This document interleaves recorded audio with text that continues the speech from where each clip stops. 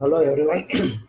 So in this video we'll be learning how the lab program number 6B works. Okay. So as a part of C programming lab. So the question is write a menu driven program to read a list of student names with the following attributes: name, branch, section, and perform the following operations using structures. So in that first question, to print list of names, and second, to sort them in ascending order. Okay, so this is the question. So by using structure concept, so we need to write a program in order to read a set of name, in order to read uh, different set of attributes like name, branch, section, and we need to print the list of names as well as we need to sort them in an ascending order. Okay, so this is the question. So we'll see how exactly the program has to be written.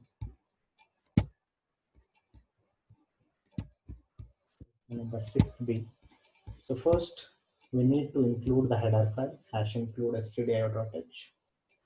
Then we need to define the structure as we are using the structure concept. So first step is to define the structure. Okay, so in order to define the structure, we need to follow the syntax. Okay, so the syntax is struct structure name. Struct is a keyword followed by the structure name. Okay, so the general format here I have in the comment lines I have written struct structure name, open the flower bucket, then data type, data member 1, semicolon, data type, data member 2, so on up to data type, data member n. Okay, so basically structure is a collection of different data types. Different data types you can have. You can have integer data type, you can have float, you can have character, double. So that is the advantage of a structure. You can have a different data types unlike the arrays. Okay, where in array you can have only similar type of data. Okay, so whereas in structure you can have a different data types. Correct. So according to our program, so we need to write a structure called student which consists of name, branch, and section. Okay, so accordingly we have declared the data members: char name of 50, branch of 20, and section SEC of 10. Okay, so all are string. Basically, name is a string, branch is a string, and section is also a string. Okay, so we have declared by using the character array. Okay, so then close the structure. So whenever you close the structure, so the flower bracket should end with the semicolon. So semicolon is must in order to end the structure definition. Okay. So once we have defined the structure, we need to have a structure variable. Okay. So then only you can access the data members of the structure. Unless and until you don't have the structure variable, you can't access the structure members. Okay. And one more advantage or one more feature of structure is you can type define the structure name. That means you can rename the structure according to our wish, or we can give our own name for the structure in order to use the in order to access the data members. Okay, so that can be done by using the type definition. So here I'm using the keyword type def in order to rename the structure. So type def struct structure name is student, then I am writing as name. Okay, so here instead of structure name student, I want to use name as a in order to access the data members. Okay, so is it clear here? Type def struct student name. So instead of student, I can make use of name. Right. So then I'll be in the future I can use a name as a structure name, and I can create the variables and I can access. So next line name stu who I STD of 10, student of 10, comma temp of 10. So I'm creating a two variables. Okay, so these are basically a uh, array of structures. Okay, so array of structure variables I'm creating because in my program I need to read different names of the student, as well as I need to read the branch of the students and the section. So that's why I'm using the array concept here, student of 10 and temp of 10. Okay. Then write the main function int main. You can write void main also. Open the flower bucket int in, okay, and declaring the local variables I and n. N is nothing but the number of students. I is used for the looping. Void sort of int n. Okay, void sort of int n, right? So here,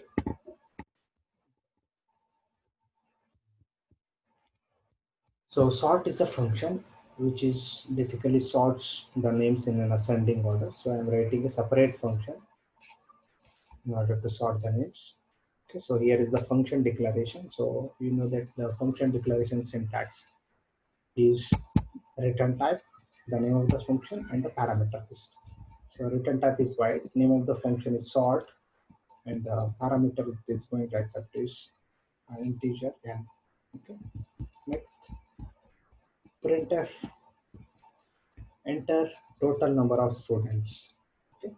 So we need to get the number of students.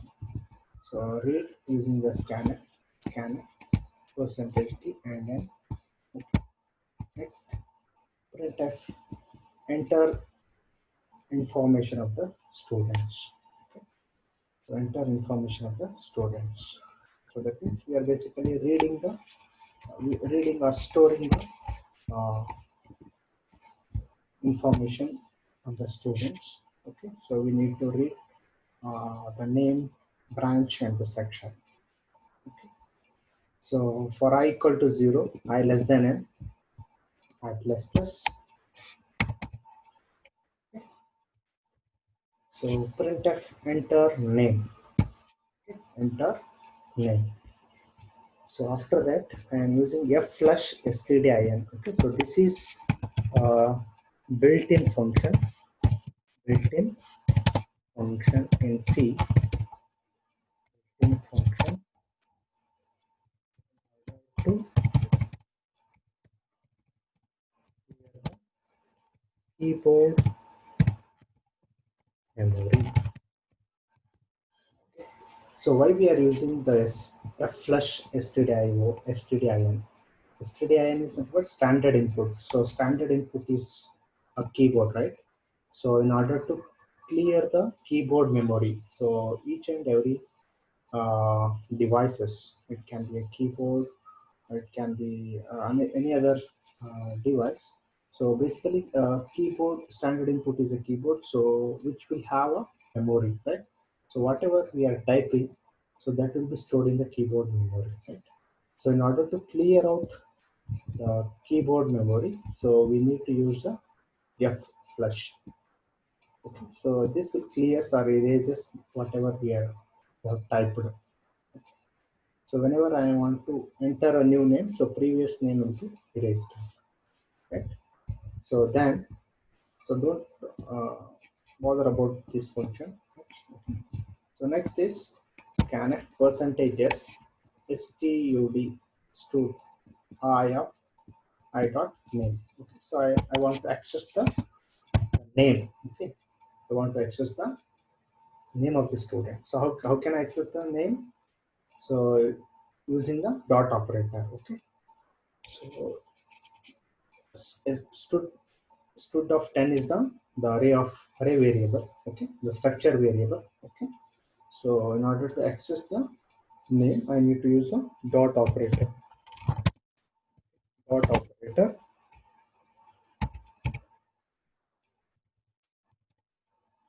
Plus structure name.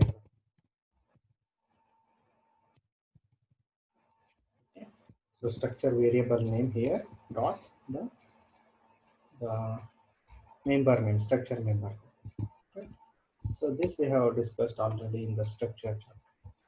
Then similarly enter the section where flush stdin same scanf percentages stu stu d of I dot is set student I dot section. Similarly enter the branch, then f plus stdin scanf percentage s stud I of branch. So we have inputted all the information. We have inputted the name, section, branch. Then close the for loop. Okay, so based on the n value, suppose I have entered n as 2, so it will basically takes two values, name, section, branch of two students. So then after that what I need to do is I need to print these information in the output screen. Okay, so print names before sorting. Okay. So print the list of names before sorting. I need to print all those information whichever we have read. For I equal to 0, I less than n, I plus plus, the same for loop. Printf name.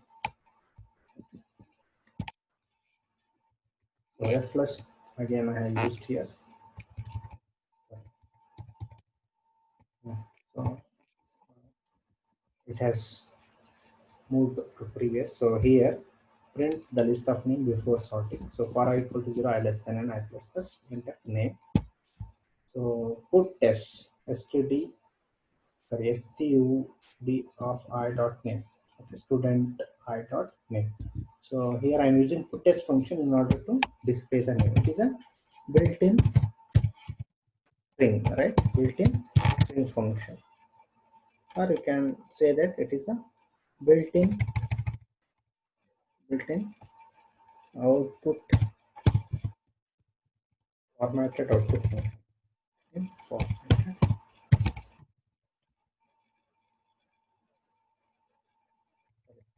built-in unformatted output function. In the strings we have built formatted and unformatted output, right? So puttest belongs to unformatted, whereas printf is a formatted output function, right? So you can use printf also.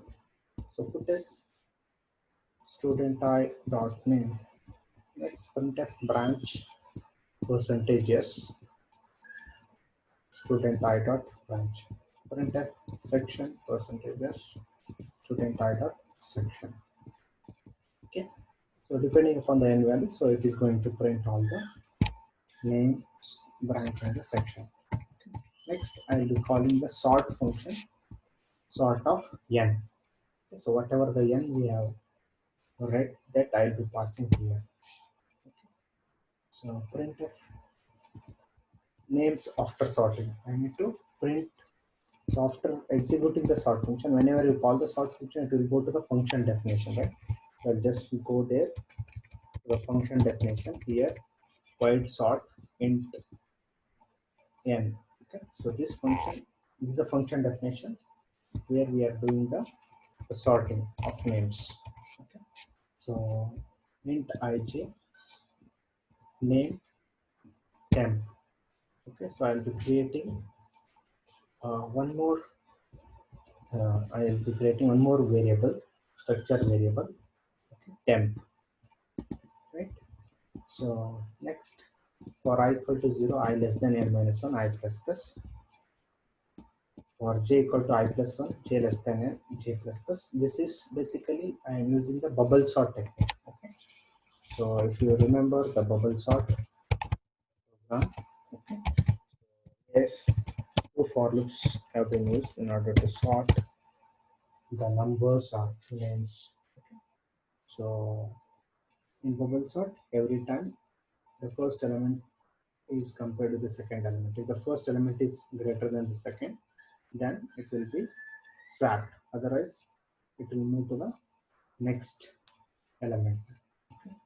So on till the largest element is placed in the last position. So that's how the bubble sort works, right? So here also the same thing. So we have used the for loop, two for loops. For I equal to 0, I less than n minus 1, I plus plus, j equal to I plus 1, j less than n, j plus plus. Within these two for loops, I need to have a condition if strcmp of student of I dot name, comma student of j dot name greater than 0. Okay, so that means, so we have two names. Okay, so among two names, so which one is greater? Which one is greater? That means, so how exactly the strcmp works? So strcmp is a string comparison which will compares the ASCII value of the two strings. So for example, the first name is Arun and the second name is, right?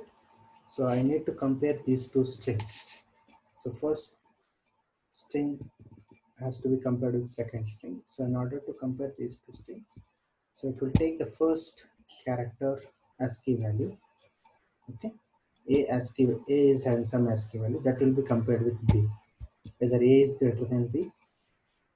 Okay, if A is greater than B, if the first string is greater than second string, so what happens? It is going to return the positive value. If the first string is less than the second string, it is going to return the negative value. If both the strings are same, then it is going to return 0. Okay, so that's how the comparison happens. So here student I dot name comma student j dot name greater than 0. If this condition is true, okay, so what we supposed to do, so we need to do the swapping. We need to do the swapping. Temp is equal to student of I, student of I is equal to student of j, student of j is equal to temp. Okay, so then, so these three statements, this is in order to swap. Okay, that means if the first one is greater than second, if the first one is greater than second, then it is going to swap the two names. Otherwise, it will keep as it is. In our case, Arun. So obviously, this is the first one is greater. First string is less than the second string, so it is not going to execute this swapping. Okay. So if Bharat is first and Arun is second, then at the time this condition would have become true and it is going to swap. Okay, so like that it will happen. The string comparison. Alright. So then, so once all the names have been sorted, so we need to close. So this function will uh, returns back wherever you are calling. So then printf names after sorting. So we need to print name, branch, and the section. So display the sorted names using the for loop for I equal to 0, I less than n, I plus plus. Printf percentage s, because we are printing the string backslash t in order to have a space. Again percentage s backslash t percentage s backslash yeah.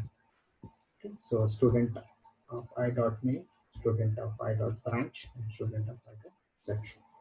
So all the print information has to be printed. Then close the main function.